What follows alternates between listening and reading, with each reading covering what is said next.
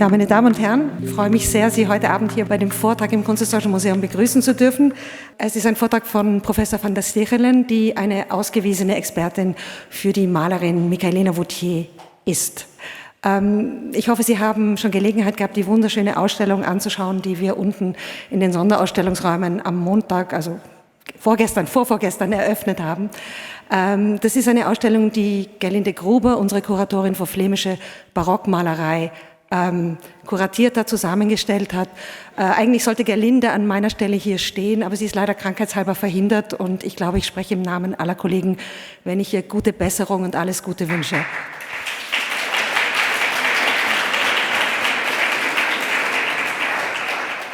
Aber es ist wirklich Gerlindes Ausstellung und dem einzigen anderen Mitarbeiter, dem ich unbedingt noch danken muss, ist Charlotte Rosen, ihre kuratorische Assistentin, die wirklich das dann auch wunderbar zu Ende gebracht hat.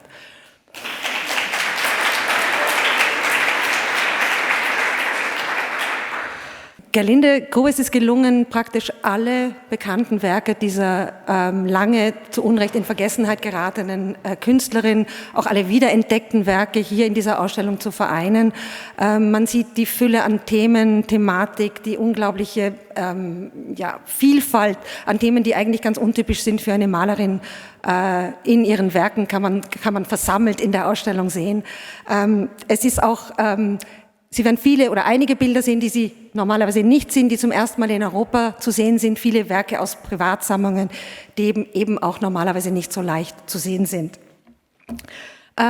Professor van der Stighelen, wie gesagt, ist eine der großen Expertinnen über Michaelina Wautier. Sie hat sie quasi vor 10 Jahren wiederentdeckt, kann man eigentlich sagen. Sie hat Kunstgeschichte an der Katholischen Universität in Leuven studiert. Ihre Magisterarbeit hat sie geschrieben über eine Künstlerin namens Anna-Maria Schurmann, die auch eine der wirklich aufregenden, spannenden weiblichen Persönlichkeiten des 17. Jahrhunderts waren. Sie war eine der ersten Studentinnen an der Universität in Utrecht. Sie war ein Universalgenie, sie sprach 10 Sprachen, sie hat eine Autobiografie geschrieben und sie war zugleich Malerin und Kupferstecherin. Ihre Doktorarbeit hat sie dann, oder sie hat promoviert 1984 mit einer Arbeit über den Antwerpener Maler Cornelis de Vos. Seit 2007 ist sie ordentliche Professorin, hat sie einen Lehrstuhl an der Katholischen Universität in Leuven und war dort Professorin bis zu ihrer Emeritierung im vergangenen Jahr. Sie hat zahlreiche Aufsätze, Bücher zu Themen über die flämische Kunst geschrieben. Sie hat zahlreiche Ausstellungen zu diesem Thema kuratiert. Sie hat auch bei dieser Ausstellung natürlich mitgearbeitet. Im Moment co-kuratiert sie eine Ausstellung über Van Dyck, den Europäer, der im Palazzo Ducale in Genua gezeigt werden wird und im März 2026, glaube ich, eröffnet werden soll. Heute, wie gesagt, spricht sie über Michaelina Wautier, die sie, ich habe es schon einmal erwähnt, vor ungefähr 10 Jahren wiederentdeckt hat. Vielleicht erzählt sie Ihnen das heute Abend auch, fast zufällig bei uns hier in der Sekundärgalerie, bei einem Besuch dort. Sie hat 2018 hat sie die erste kleine Ausstellung zu Michaelina Wautier im Maas-Museum in Antwerpen kuratiert. Da gab es noch wesentlich weniger Bilder, die man dieser aufregenden Malerin zuschreiben konnte, als das heute der Fall ist. Und viele dieser wiederentdeckten Bilder, Michaelina Wautier neu zugeschriebenen Bilder, gehen auch auf die Forschungen von Professor van Stighelen zurück. Ja, sie wird, wie gesagt, heute Abend über diese großartige Malerin, über ihr Leben und ihr Werk sprechen. Und ich bitte Sie jetzt mit mir gemeinsam, Professor van Stighelen, zu begrüßen.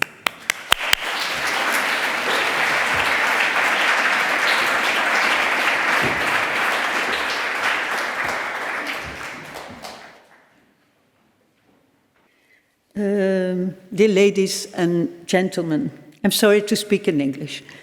You should forgive me. Allow me to emphasize that every word I speak this evening is dedicated to Dr. Gerlinde Gruber. As Agnes already said, she's the curator of this exhibition who has been absent now for more than 2 months. When you visit the exhibition, you will nonetheless encounter her presence in the thoughtful selection and in the refined interplay between the paintings. We are all very grateful to Gerlinde for her efforts in making the exhibition such an appealing and intellectually stimulating event that will be, I'm sure, be remembered for many years to come. Here you see her posing in the Kunsthistorisches Museum. I think it's good just to look at her for a moment and just realizing that she should have been here. In 1929, Virginia Woolf's A Room of One's Own was published.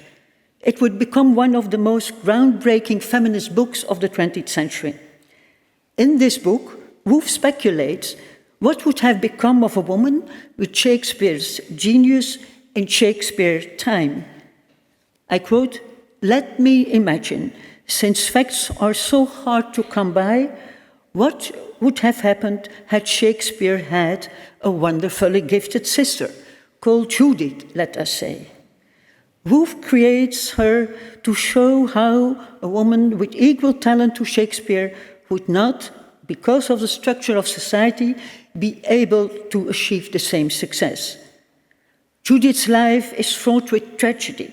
First pressured by her family into an early marriage, she must escape to London to free herself to pursue art. She becomes pregnant, which makes a life of writing impossible. And I quote, "She killed herself one winter's night." In this talk, I would like to tell another story, undoubtedly a more unusual one, about Michaelina Wautier, a woman who had a brother, who was very gifted, but who was even more gifted, and even better was his sister. It seems maybe to become a beautiful story. It sounds as if it could even be a fairy tale, but let me warn you, although there will be a happy ending, this evening my lecture is not going to be an enchanting novel, but just a traditional art historical perspective, focusing on the life and work of a painter who has been sacrificed to oblivion. When you're looking for traces of someone who has disappeared into the mists of time, every bit is precious. Every crumb must be swept up. And that is what I will try to do, bringing together the scarce biographical facts and the overlooked paintings she left behind. Few will have heard of Michaelina Wautier.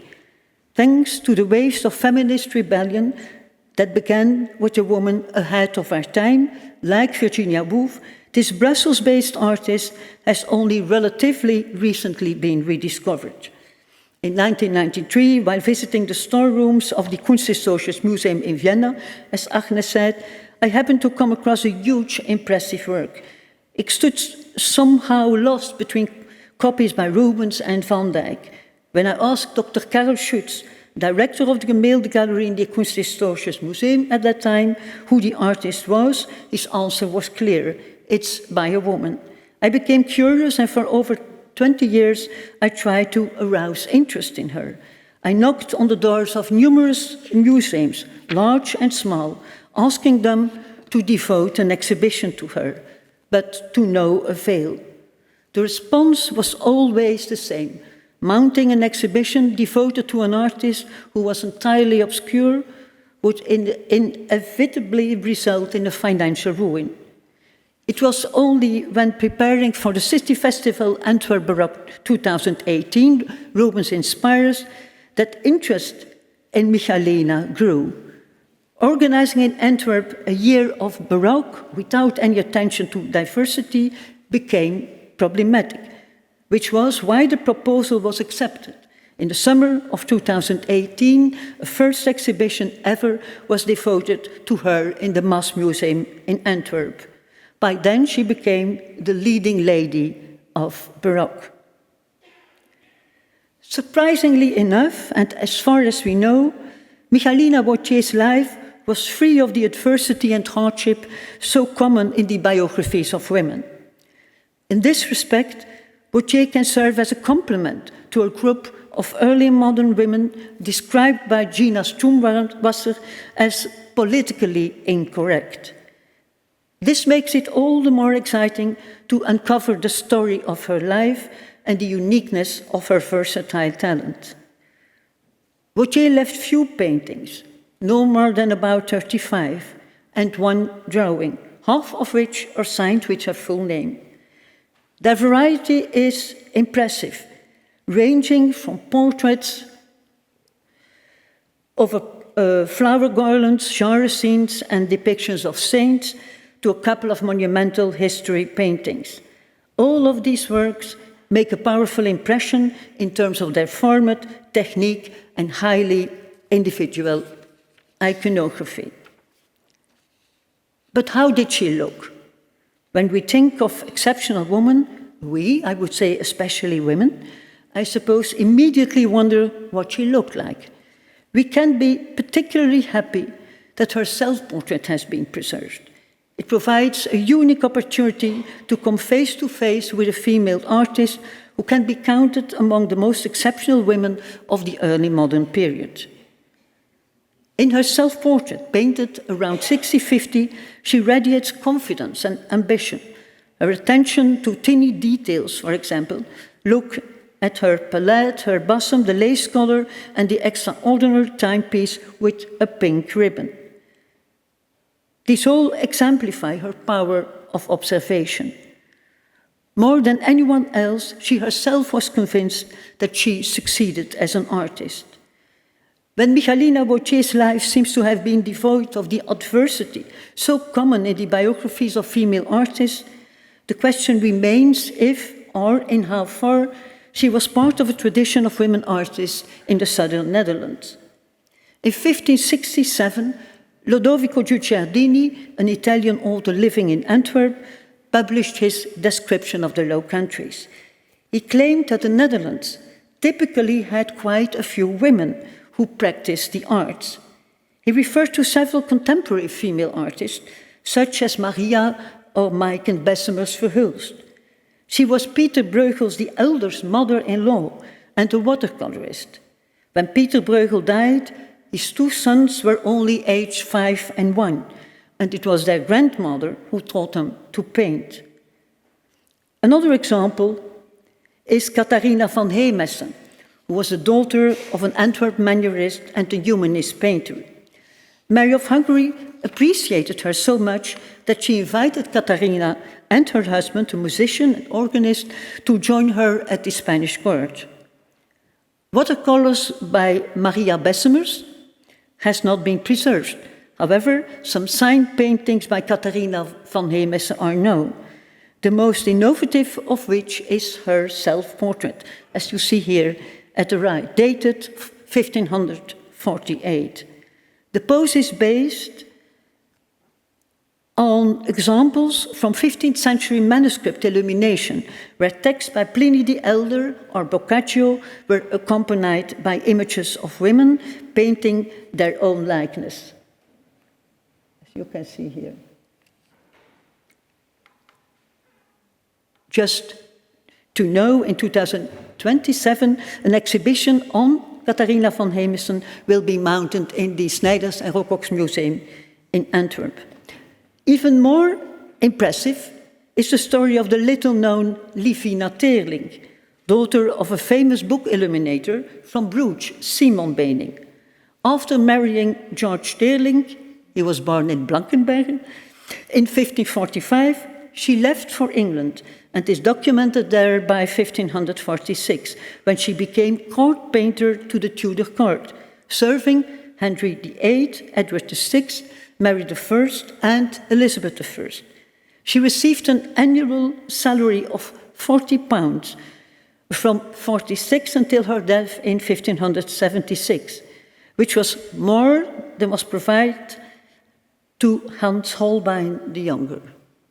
You should know what that means. No surviving works have been confirmed, but there are a few existing paintings that are suspected to be by Teerling, such as the portrait of the girl, formerly thought to be Elizabeth I, you see here.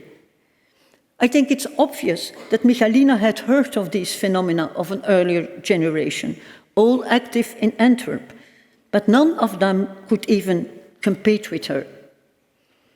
Just look at the two self-portraits. You see how small, in relation to the portrait by Michaelina, how small the self-portrait by Katharina van Hemessen was. That Michaelina was aware of early modern Asian women artists, such as the 16th century Sam Dang-shin, a Korean artist, writer, and poet, initiator of the genre of the Koshungdo, can obviously be excluded. Also in Korea, they are discovering now the tradition of their women artists from the 16th and 17th century. And who was Michaelina? The organization of the exhibition at the Kunsthistorisches Museum has fundamentally changed our view of the artist. A team of experts researched all aspects of her life and work. Curator of the exhibition, Katlijne, reflected on the challenges of reconstruction by screening historiographical sources and analyzing all available information on Michaelina's paintings in the Habsburg collections. Drawing on extensive archival research, Jean Bastianse has rewritten her biography and reconstructed her familial and social network. Anne Delvin and Pierre-Yves Guéris investigated the life and work of Michaelina's brother, the painter Charles Wautier. Meanwhile, Sabine van Sprang and Lara de Merode examined the artistic context of Brussels to determine the extent to which Michaelina was influenced by contemporary artists also working in Brussels. For the first time ever, advanced material technical research was carried out on a sample of her paintings by Kirsten Derks and Alice Lamb. Alongside the article in the catalogue, they published an extended version on the Kunsthistorisches Museum's website. So don't forget, there is extra extended information. Charlotte Rosen, curatorial assistant to Dr. Gruber in preparing the exhibition, contributed a mint chronology of Michaelina's life and network, seamlessly integrating contextual details about her brother Charles. Moreover, Rosen published a seminal article on the Italian influences on Michaelina's work, to read also on the website of the Kunsthistorisches Museum. I contributed an article on Michaelina's female predecessors, as Katharina van Hemessen, as well as an analysis of stylistic brilliant blending. The team's collaboration guarantees the added value of a multidisciplinary approach, while, unfortunately, we should not expect too much, also making it clear that Michaelina Wautier is not the type of woman who gives up her secrets easily. Michaelina was known throughout her life as Michele or Michile. Michaelina is a Latin name which was not used on an everyday basis. Even not in official documents, she was writing her name as Michele. At a certain point, she adopted Michaelina as her artist name, an undeniable sign of self-confidence and ambition. She was almost certainly born around 1614 in Mons, approximately 35 miles southwest of Brussels, into a prominent family. The exact date of her birth is not known, but there are several reasons to believe that it was around 1614. We have adopted this as a point of reference for the exhibition. She will have known her father barely, if maybe at all, as he died in 1617. Her father, Charles Wautier Sr., he had been a page to the Count of Fuentes, Viceroy of Naples, and bore the title of Lord Inham sur Eure. Michaelina's mother, Jenne Georges, did not remarry after her husband's death, but was able to rely on a steady income from numerous bonds and annuities, held by both the Wautiers and by her own family. Although we really have scarce information on her, she must have been prominent in Michaelina's life, given that she was raised in a single-parent family. Additional information on the network of the families of both her father and her mother make clear that in her childhood, Michaelina must have been familiar with military, intellectual and cultural elites whose members had contacts that reached into the Brussels court. In short, Michaelina and her siblings were wealthy, highly educated, and well connected to a number of aristocratic families in the southern Netherlands. This new evidence influences our view on Michaelina and, as an artist, make her more understandable. In concrete, at least 3 of her brothers played an important role in her life. First, there was her brother Pierre, who would pursue a military career in which he later held the rank of captain of a unit of 200 Walloon cavalrymen. You see here his portrait by Michaelina. He probably settled in Brussels in the 1630s and must have provided an open door to the military elite who were part of the Archduke's entourage at the Brussels court. A strong personality becomes evident in the portrait Michaelina painted of him in the 50s. Second, there was Léon Wautier, who studied at the University of Leuven and later became a parish priest in Mons. He seems to have been an intellectual who, until his death, formed a link with the native city of the family Wautier and resided already in Brussels in 1642, but later moved to Mons. There was also a third brother, Charles, who was a painter and around 5 years older than Michaelina. He probably had more influence over Michaelina's personality and career than anyone else, and he would become her lifelong companion. Neither of them ever married. He too first appears in records in Brussels in 1642, where he lived near the palace of the Koudenberg Hill, the residence of Archduke Leopold Wilhelm of Austria, governor of the Spanish Netherlands from 1647 to 1656. From the outset, Leopold Wilhelm presented himself as one of the most prestigious art patrons of his time, collecting hundreds of works by southern Netherlandish painters. As a patron, he would prove pivotal for Michaelina. We can assume that Charles' move to Brussels was the main reason why Michaelina followed him to the court city. Her mother's death in 1638 may also have prompted her to leave. What do we know about Charles Wautier's career, and where and when did he receive his training? All we know is that he left Mons in 1642 for Brussels and worked there as a painter without having registered as a master. He apparently took a dim view of the regulations in Brussels and was unwilling to pay his dues. He only registered in the Brussels Guild in 1651, when the Guild obliged him to do so. In the registration entry, reference is made to his origin from Mons, and in the margin is noted, mysteriously, that Monsieur Wautier, Mr. Wautier, was trained abroad. Where exactly Charles received his artistic education is not known, but given the tradition of young painters to travel to Italy, that is probably where he trained.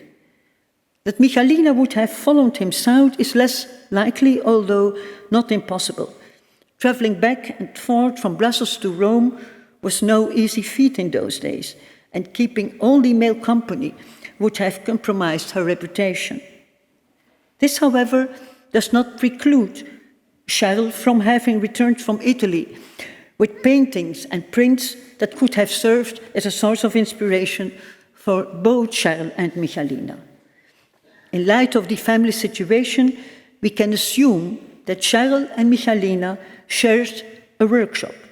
All later sources, after all, confirm that the unmarried brother and sister lived in the same house in Brussels. In 1668, Michaelina and Charles purchased a large house near the Kapellenkerk, Église la Chapelle, in the center of Brussels. They acquired it together. Moreover, there are remarkable stylistic resemblances which sometimes make it difficult to distinguish Michaelina's paintings from those of her brother. Look here at this view in Brussels. It's a view on the Kapellenkerk, and you see here a very, very small street called Heilige Geeststraatje, and on this side, Michaelina and her brother were living in a very beautiful house. So they were just looking onto the choir of the church. And when you will visit the last room of the exhibition, you will see a splendid reconstruction of a room, a kind of a room in which Charles and Michaelina would have worked, looking through the window into the choir of the Kapellenkerk. In general, Charles, without being biased, he was less versatile, less innovative, and the pictorial quality of his paintings is overall less convincing. Although this, of course, doesn't imply that he wasn't a good painter, as evidenced in this young Bacchus in Prague, the most beautiful painting by his hand. Charles was highly regarded as a portrait painter, and many engravings were made of his painted portraits of courtiers. Theodore van Merle's engraving, you see here at the left, after Charles Wautier's painted portrait of the Duke of York, offers a convincing example. Happily, there are significant differences between their signatures, which, besides this stylistic idiom, makes it easier to distinguish their respective work from each other.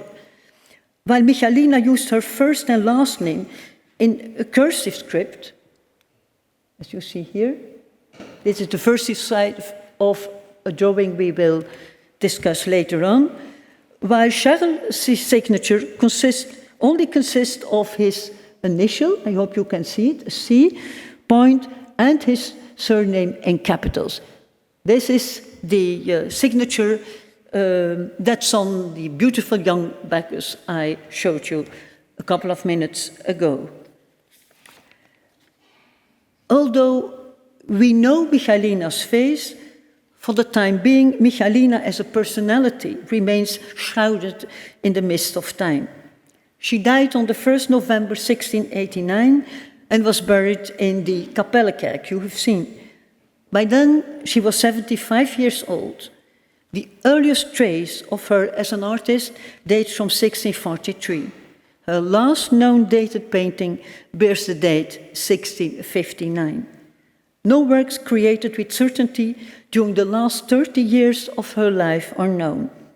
Was there some reason preventing her from continuing to work alongside her brother? Michaelina and Charles visited their notary together on the 11th of June 1682. Look at the signature at the right. And when you look at this fluent signature that she placed under the record, we can be sure that she was still in good health when she was sitting in front of the notary in 1682. So we really do not know, what happened during the last 30 years of her life. To understand the uniqueness and variety of Michaelina's talent, it is imperative to have, of course, a look at her paintings. How did her career start? What has been the basis of her oeuvre? How difficult it is to find out is immediately apparent from the quality of her earliest known work. To get an idea of the evolution and variety of this, we will first focus on the work that can be dated before 1650. A copper engraving, you see it here, by Paulus Pontius of 1643, after the portrait of Commander Andrea Cantelmo, demonstrate that from the beginning of her career, Michaelina Wautier was exceptionally gifted in conveying her male sitters, powerful personalities. The original portrait, on which the engraving has been based, was not preserved, but thanks to this subscription with the full reference to her name, Michaelina Wautier Spinksit, there is no doubt, you see it here, that she was effectively the creator. At the end of the 1640s, a large-scale history painting with a religious theme seemed to come out of the blue. the mystic marriage of Saint Catherine. No other work of this nature and size is known from the years 1643 to 1650. However, the painting in no way exhibits the kind of shortcomings typical of fledgling artists. The composition with the 6 life-size figures is extremely well balanced. The positioning of the group in an open landscape, the proportions of the massive bodies, and the decorative folds of their colorful robes are utterly convincing. The saints interact and seem to be conversing. The painting was hidden in a refectory of a seminar in Namur when it was discovered by chance thanks to the signature. It was in a terrible condition, but in 2018, on occasion of the exhibition, enough funding was raised to restore it. Her signature could not have been more explicit. Michaelina Wautier, invenit et fecit, 1649. She both invented and painted the composition. It is therefore difficult to believe that Wautier did not paint any other history scenes before 1649. Around 1650, she suddenly seems to have taken a different course. And this is the surprise of the exhibition. A series of 5 senses exposed for the first time in Europe here in Vienna. From 1650 onwards, her style became more original, more vigorous, and more down to earth. In the same year, 1650, she painted 5 canvases representing the 5 senses, an ensemble that we knew existed thanks to an auction catalogue, which turned out to be undetectable. You will also see a reproduction of the cover of this auction catalogue in the exhibition. Tracing the series has become a scavenger hunt with a very big surprise. What did we know about the 5 senses by Michaelina Wautier 7 years ago? The 5 paintings were twice auctioned in Valenciennes, once in 1883 and a second time in 98. After that, all traces of them disappeared until 1975, not too long ago, where the 5 senses passed through Drouot in Paris and were described as an important series of 5 paintings of young boys, most of them signed and dated 1650. On the cover of the tin auction catalogue, the flute player, one out of the 5 senses, was reproduced in black and white. While preparing the survey exhibition devoted to Michaelina Wautier in the summer of 2018, all means were deployed to track down the series. In 2017, the Rubens House launched a campaign to find it. We only had what you see here at the right, this black and white reproduction of one of the 5 senses. So Flemish radio and television stations cooperated, and CODART, the Association of Curators for Dutch and Flemish Art in the museums worldwide, also joined the search for the lost 5 senses, albeit in vain. However, in 2019, 1 year after the exhibition, out of the blue, the 5 paintings surfaced somewhere in the UK. A look at the image from the auction catalogue of 1975 and the newly discovered sense of hearing left no doubt. They were offered to Christie's by a private owner and were bought in 2020 by Rosemarie and Eik van Otterlo, who have lent the series as a promised gift to the Center for Netherlandish Art in the Boston Museum of Fine Arts. The importance of the 5 senses for gaining better insight into Michaelina Wautier's oeuvre cannot be understated. The 5 fully signed and dated paintings, I just show them to you the one after the other. Here you see sight, hearing, smell, taste, and touch, affirm her stunning versatility and illustrate the unique way in which she conceived genre scenes. When Michaelina painted the five senses in 1650, as far as we know, she had no experience in depicting genre scenes. Nevertheless, she handled the theme in an exceptionally creative way and integrated various painterly traditions. Traditionally, the senses are almost always personified by adult men. Wautier deviated from this tradition by choosing boys. It is noticeable that Wautier had painted many more boys and men than girls or women during her career. She achieved the greatest variation by depicting 5 distinct personalities with completely different physiognomies. In these scenes from 1650, Michaelina parades also her expertise in realistically depicting curly, wavy, or straight hair. Her fascination with rendering hair would only increase and become a hallmark of all her later paintings. Wautier signed and dated the 5 paintings in full, Michaelina Wautier, 1650. What is remarkable about this series is that she placed her signature in different places in the composition and signed all 5. Until now, it has always been assumed that Michaelina's inspiration may well have come from Michael Sweerts, a painter also active in Brussels, who was about the same age as Wautier and who for decades has been regarded as a groundbreaking artist. Sweerts, too, painted attractive representations of young boys as personifications of the 5 senses, such, for example, as the allegory of taste, you see here, or the allegory of touch. Recent research, however, has shown that it was the other way around, and that it was in fact Wautier who influenced Sweerts during his Brussels period. Both Geoffrey Muller and Yannick Toundi, as well as Kirsten Derks, who defended her PhD entitled Scanning Michael Sweerts and Michaelina Wautier by means of macro XRF, in 2023, they all came to the same conclusion.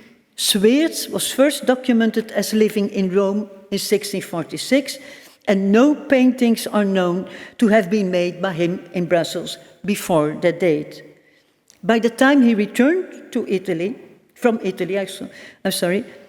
Wautier had already completed most of her known works.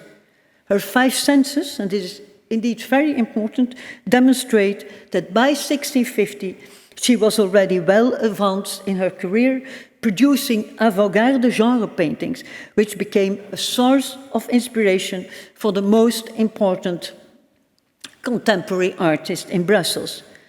Michael Sweerts founded a unique academy to train young pupils in Brussels around 1655, and only in 1656 he published his book of etchings entitled Diversae Facies in Usum Invenium et Aliorum Delineatae, a book in which he too introduced heads and young boys, and in a daily context, posing in casual clothing. But Michaelina, she did the same already 5 years before him. The series of the 5 senses fits perfectly within Michaelina's oeuvre. She painted genre scenes in which this type of boy playing the leading role throughout her active period. The scene with the bubbling boys, you see here, features brothers, one could say, of the boys personifying the 5 senses. Also in the playful paraphrase with the 2 boys scrabbling over an egg. Look at this. Similar boys are represented. First look at the bubbling boys and see how they really look like the boys posing on the 5 senses. And when you look at another painting by Michaelina, it's the only painting by Michaelina that is missing in the exhibition here in Vienna, and this has everything to do with the fact that it is exposed at this moment in the National Museum of Women in the Arts, where a couple of days ago was opening the exhibition on women artists from Antwerp to Amsterdam. The exhibition in Washington, D.C. will later travel to Antwerp, as has already been said. In the two latter scenes, Michaelina lavished attention on subtle color contrast, whereby they can be dated shortly after 1650, the somewhat later than the five senses. A sensitive head of a boy with a white cravat fits perfectly well with the other introspective boys. The Five Senses series, as well as the two other genre scenes with the two boys and the boy with the white cravat, are a unique expression of Michaelina Wautier's power of observation.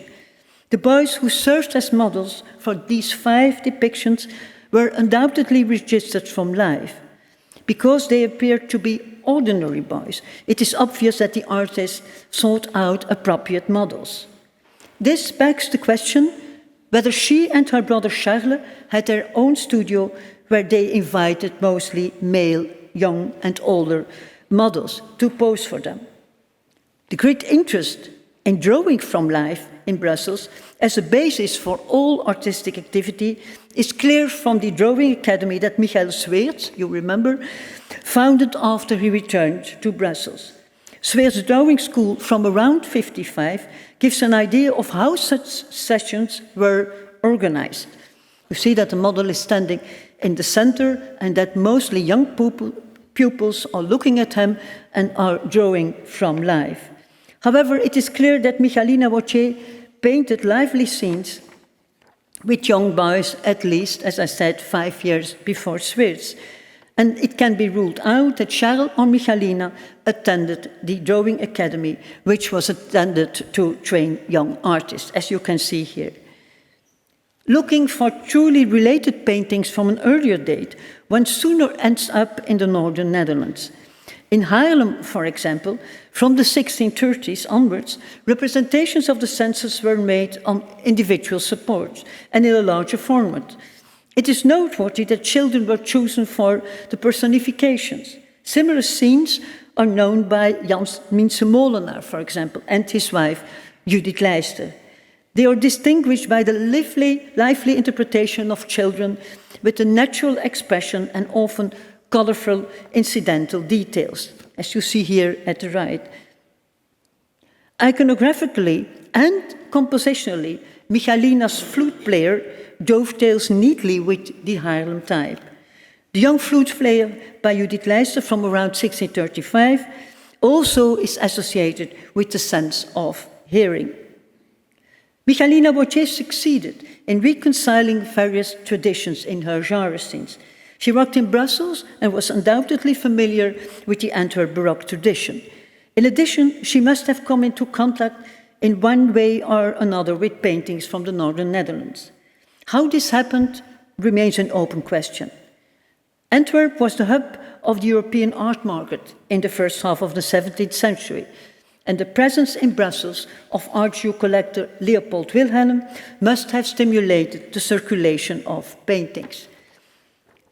Inventive, developed and talented as Wautier was, she will have profited from the rich supply there.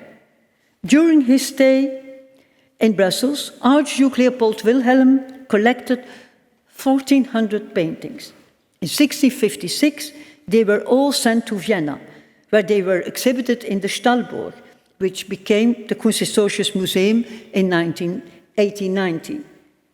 The painter Jan Anton van der Baere carefully inventorized the collection. This source, so the inventory, is at the beginning of the tracing of Michaelina, because 3 of the 4 paintings by her that were part of the Archduke's collection were registered as you see here, Original von Jungfrau Magdalena Wautiers van Mons oder Bergen Henegouw in Nederland. This was the key to the artist's biography. At least, based on this information, we knew that she came from une famille montoise in the Netherlands, from Mons. The reference in the inventory to Magdalena as the first name of the painter instead of Michaelina is one of the mysteries that our research had to deal with.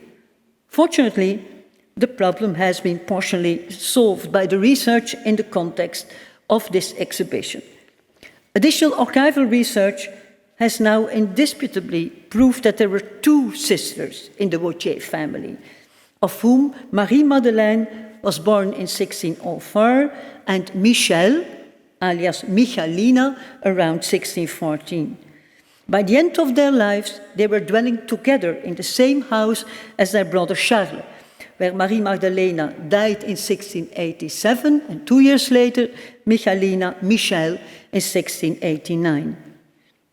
A newfound late 17th century family tree retraced in the private archives of Diego de Wautier, a descendant of Pierre Wautier, the man who has been portrayed by Michaelina, has shown that Marie Magdalena, the sister of Michaelina, was a devotee, which means as much as a spiritual daughter. These devotees were mostly prosperous ladies, comparable to beggars, though not living in a community. The invisibility of Michaelina's sister, Maria Magdalena, may be explained by her choice to spend her life as a filia devota. To understand the reason why the two sisters were mixed up in the inventory of the Archduke, you see, Magdalena Wautiers and not Michaelina Wautiers are not easy to untangle. It can be excluded that also Magdalena was a painter, because not one painting is known signed by her name. A close reading of the catalogue will get you a long way. This is an unmistakable hint to buy the catalogue, but you will be surprised. Do we know more about this period in Wautier's life and career? Coincidentally, a unique source has been preserved from exactly 1650, the year in which the 5 censuses were created, demonstrating that Michaelina was already well known at the court of the Archduke around 1650. Courtiers in Brussels were expected to be accomplished dancers. Accordingly, an excellent French dancing master was attached to the court, and he instructed members of the nobility to dance for over 40 years. Himself a dancer, Adam Pierre de Lagrenay bore the title of Maître de Danse, Master of Dance, and he entered Leopold Wilhelm's service in Brussels in 1649. In his journal, now we are coming closer to Michaelina, he recorded the names of the people he instructed. From this exceptional source, we can form an idea of the diverse clientele, including, for example, the son of the King of Denmark and the Duke of Buckingham. Now, this dancing master, de Lagrenay, also collected paintings by 16th and 17th century Flemish master.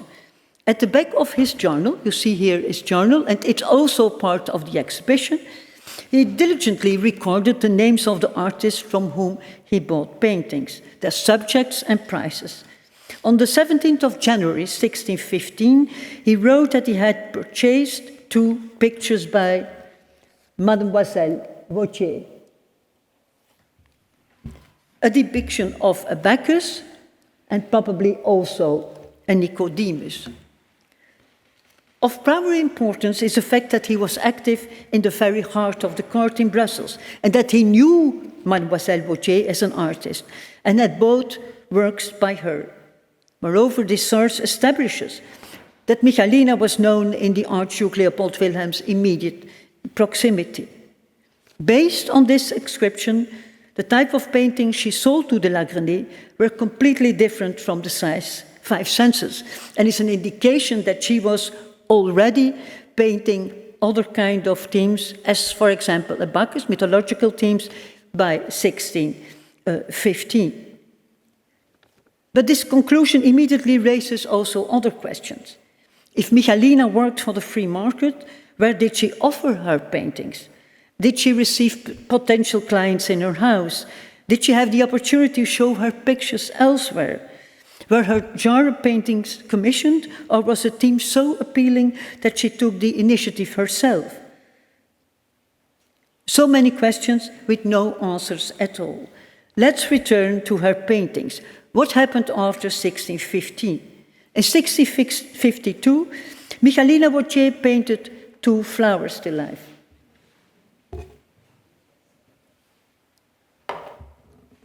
I show one and the other, both to see in the exhibition. You see here the one next to the other. The 2 garlands betray her keen observation of nature and expertise and involve a subtlety that complements her usual firmness. Their exquisite quality is surprising because Michaelina was never a true flower painter, like so many of her peers.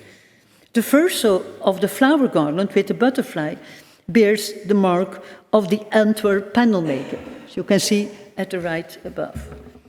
It is therefore certain that Wautier bought these panels, so these paintings are made on panels, that she bought them in Antwerp.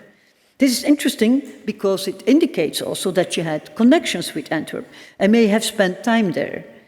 The iconography of the pendants is exceptional and again proves Michaelina's erudition and curiosity. Combining this antique motif with the glory of a colorful painted flower garland is a completely original idea.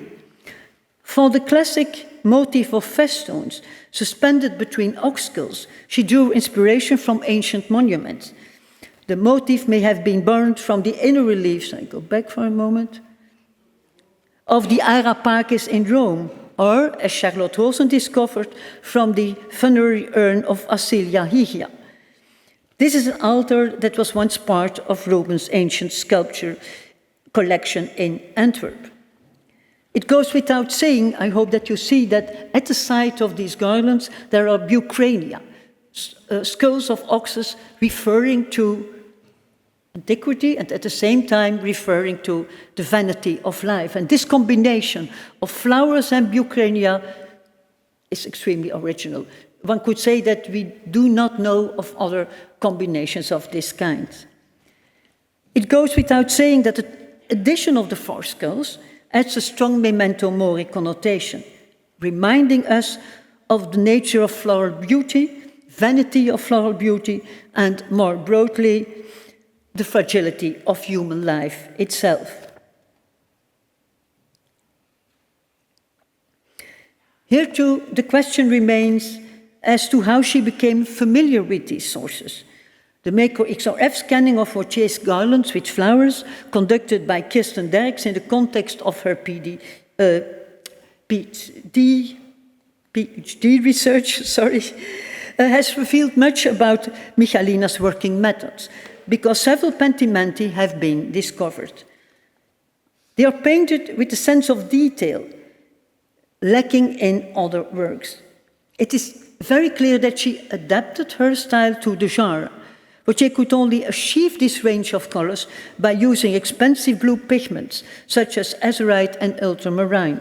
You see here a detail of the macro XRF scanning done by Kirsten Derks, and when you look very carefully, you see that she was repeating herself and that parts of the leaves have been changed.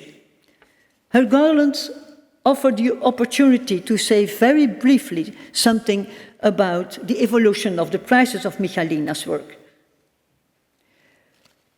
In 2093, in Amsterdam, one of these garlands of flowers was sold for about 15,000 euros.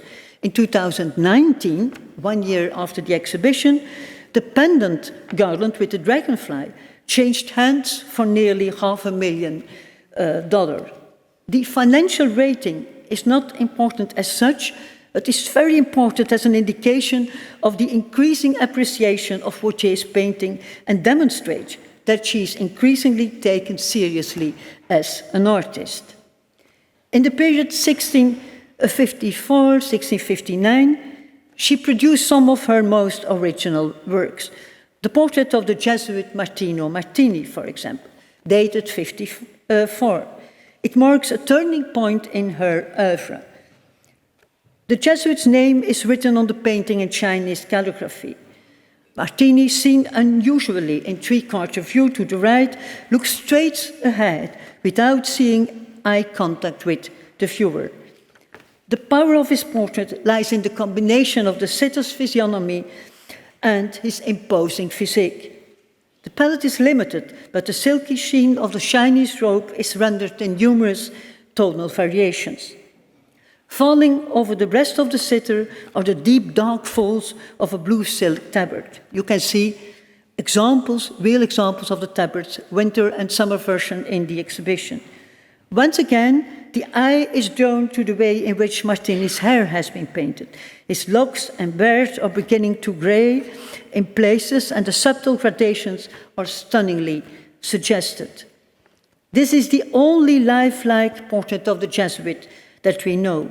A comparison with an anonymous portrait of the same man preserved in Trento, dating from 61, demonstrates the overwhelming superiority of the observation and expression of Michaelina. Within the category of undated works, the portrait by Michaelina of the Saints Agnes and Dorothy, with its intimate atmosphere and colorful palette, holds a special place. There is no eye contact between them, yet they lean slightly towards each other, seemingly unaware of the viewer's presence. Michaelina convincingly emphasizes their vulnerability through the blush on their cheeks. The individual facial features leave little doubt that the picture should be interpreted as a portrait historié, a type of portrait in which the sitters are represented as historical or mythological figures, or in this case, as saints. Behind them, the dark space is closed, and you only see a section of the curtain. Look at these details, representing also the blushes on their cheeks.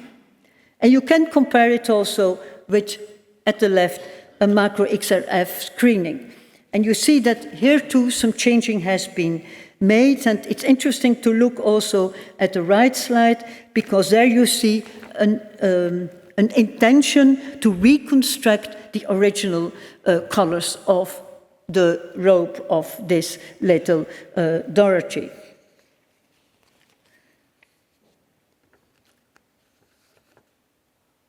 One moment.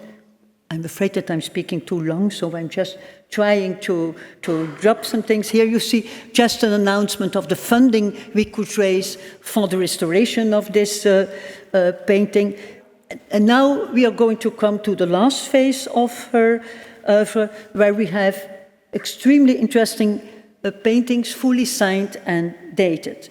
And the first I want to introduce is this painting of the Education of the Virgin, which brings us indeed to the last period for which there are documented paintings by Michaelina.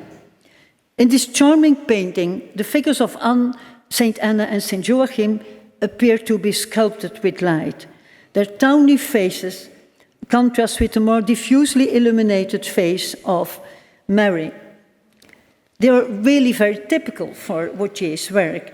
The interaction between the figures is underscored by the way in which they are touching each other.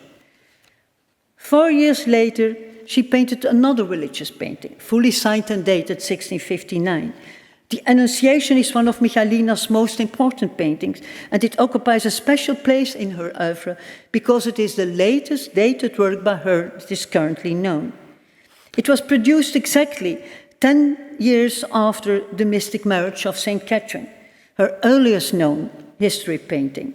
The two figures are life-size. The light enters from the left to illuminate Mary's womb, the place of conception. Her gown is simple, caught in at the waist by a twisted ribbon. Only the deep blue mantle underlines the extraordinary role she is destined to play. It seems as if the angel's abrupt arrival has caused it to slip from her shoulders and pull around her feet. Look again at this slide of the full composition.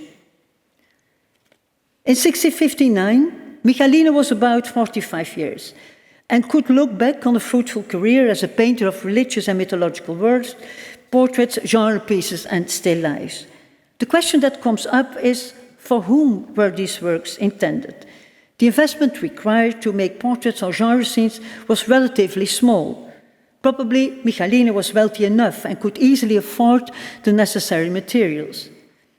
But this was quite different with respect to altarpieces, such as the Education of the Virgin and the Annunciation, and even much more the case for the Triumph of Bacchus.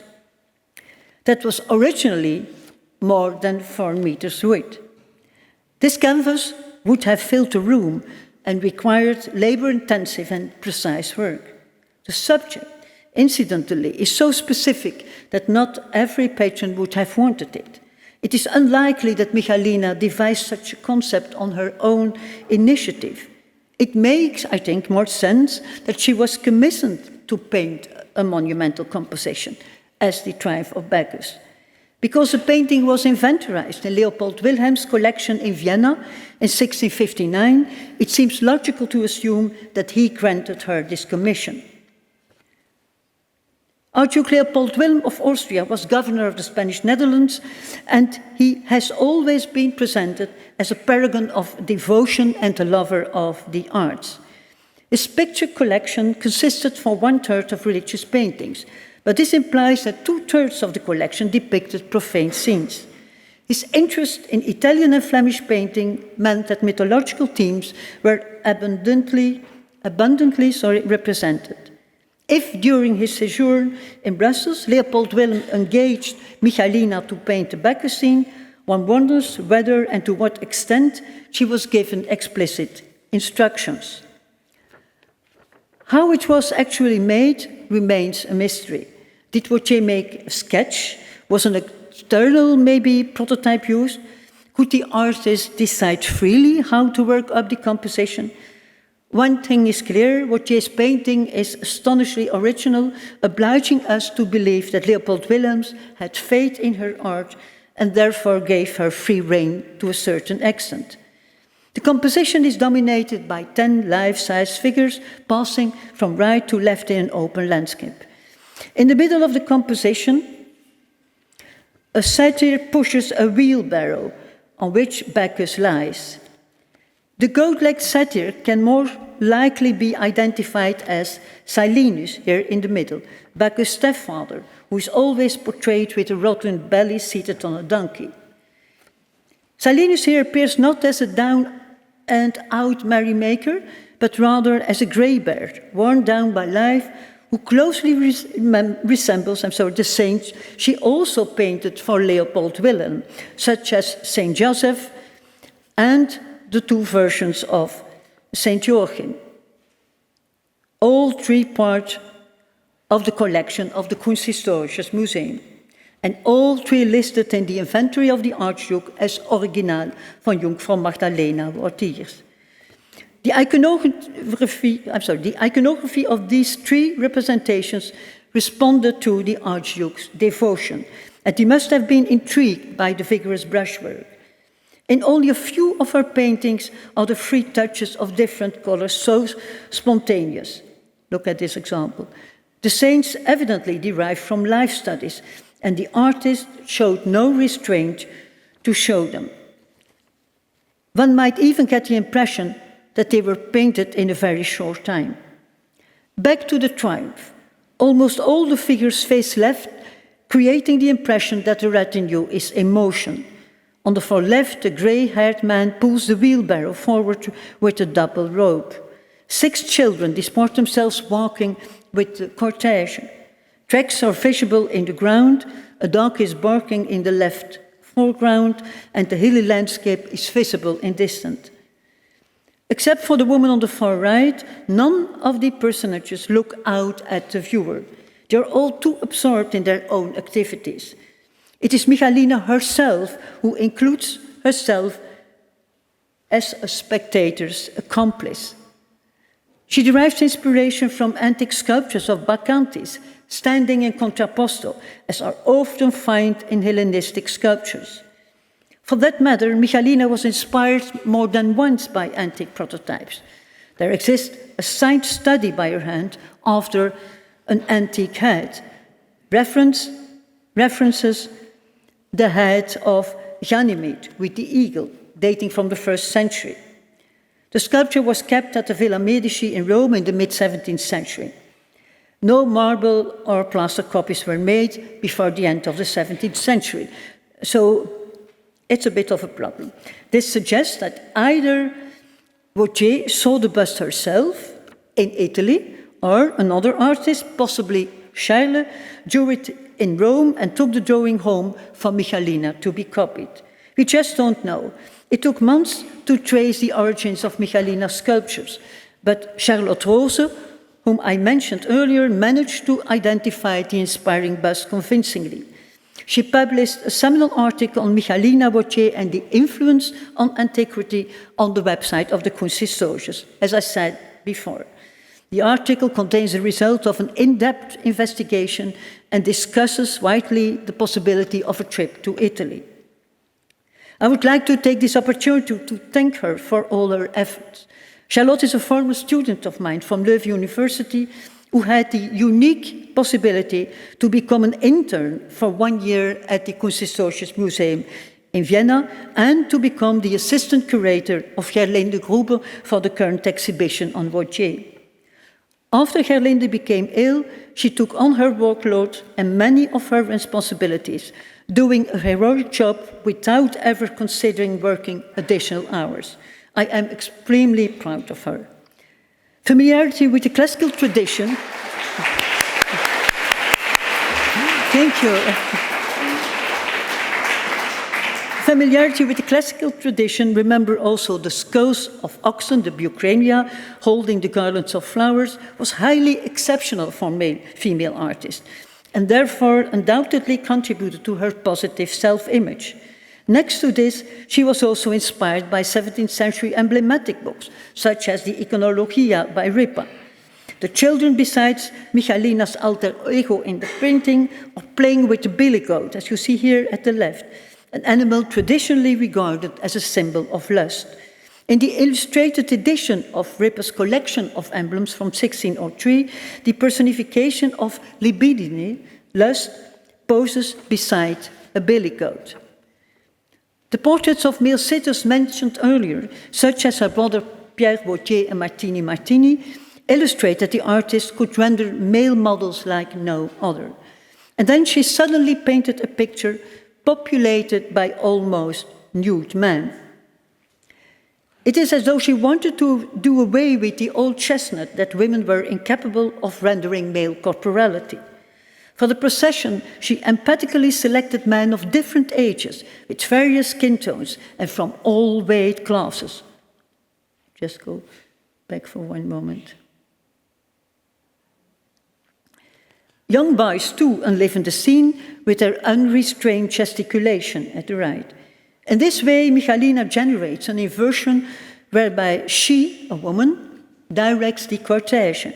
The mythological figures are set in a timeless virtual space. By gazing out of the painting, Wautier is seeking a connection with contemporary reality.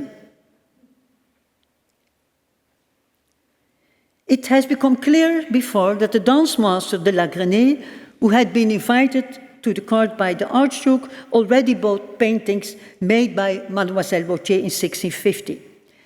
Next to this, it cannot be otherwise than that Wautier was commissioned to paint the Triumph of Bacchus by Archduke Leopold Wilhelm, and that after completion it was sent to Vienna, where it was registered in his collection in 1659. It cannot be otherwise than that it was the Archduke himself who encouraged her pictorial ambition and challenged her artistic intelligence. The last thing the Archduke could ever have predicted is that it would take almost 4 centuries before others also discovered her genius. It is not known how the monumental painting of the Triumph of Bacchus was transported from Brussels to Vienna in the mid-17th century, probably rolled up, but we know how complex it was to bring the monumental canvas back to the Netherlands in 2018. Here you can see how the large canvas is being carried down the museum stairs with the utmost care, under the watchful eye, one moment, of I think Elke Oberthaler? Yeah, I think so. On occasion of the exhibition, Michaelina, Baroque's leading lady in the Mass in Antwerp, a crane was needed, look at the right, to transport it to the second floor of the museum. In the exhibition, the bust of the Archduke, not without reason, you see how complicated it was and how expensive it was, by the way. In the exhibition, the bust of the Archduke, not without reason, guarded the huge painting. The first exhibition ever on Michaelina Wautier in 2018 in Antwerp meant a first discovery of her impressive artistic personality and was the basis for a launch as a Google banner in 2019. Her fame only crossed the ocean thanks to the first ever US show in the Museum of Fine Arts in Boston. It is the exhibition of the 5 senses that brought her to the cover of the New York Times in December 2022. The Boston Globe of November 2022 headlined the best female old master you've never heard of, until now. As a politically incorrect woman, Michaelina Wautier managed to convince contemporary art lovers. Later on, politically correct people succeeded in damaging her reputation so much that Michaelina Wautier's fame faded away in a short time. When her fabulous 5 senses were offered for sale in 1975 in the paper-tin auction catalogue of Drouot, the artist is referred to as Michaelina Wautier, the author of the 5 paintings, and about the artist is nothing known. Fortunately, those days are gone forever. Today, we are enjoying an exhibition of Michaelina Wautier's work at the Kunsthistorisches Museum, the only museum in the world to have 4 of her paintings and the only collection to have appreciated and valued her work from the beginning. Here, she feels at home. In March 2026, the exhibition will be held at the second venue, the Royal Academy in London. From now on, no stage is too high for her. Thank you.